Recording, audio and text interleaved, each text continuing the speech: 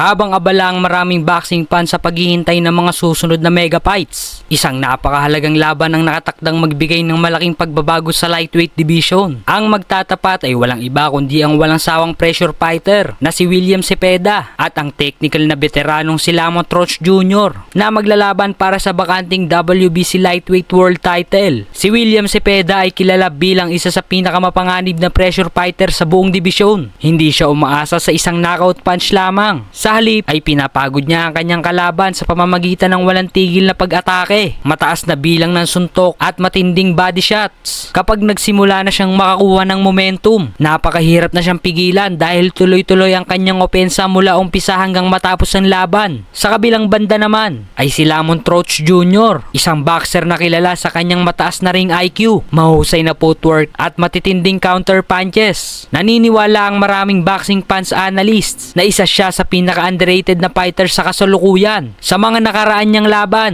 ipinakita niyang kaya niyang makipagsabayan sa mga world-class opponents gamit ang disiplina at matalinong diskarte sa loob ng ring. Isa sa pinakamalaking tanong bago ang laban ay kung kakayanin ba ni Roach na kontrolin ang napakataas na pressure na ibinibigay ni Cepeda. Dahil kung mapapayagan niyang makalapit ng tuluyan ng Mexican boxer, posibleng mahirapan siyang makapuntos habang lumilipas ang bawat round. Para kay Cepeda, malinaw ang kailangang gawin. Dapat niyang gamitin ang kanyang agresibong estilo mula pa lamang sa unang round. Kailangan niyang putulin ang galaw ni Roach, bawasan ang espasyo sa ring, at paulit-ulit na umatake sa katawan upang unti-unting maubos ang lakas ng kanyang kalaban. Samantala, ang pinakamabisang sandata naman ni Roach ay ang kanyang depensa at timing. Kailangan niya maging disiplinado sa paggamit ng jab, umiwas sa palitan ng suntok at samantalahin ang bawat pagkakataong mag-counter habang sumusugod si Cepeda. Kapag naging matagumpay siya sa estratehiyang ito, posible niyang gawing dikit ang laban hanggang sa championship rounds. Maraming eksperto ang naniniwalang magiging isa ito sa mga pinakakapinapanabik na laban ngayong taon dahil magkaiba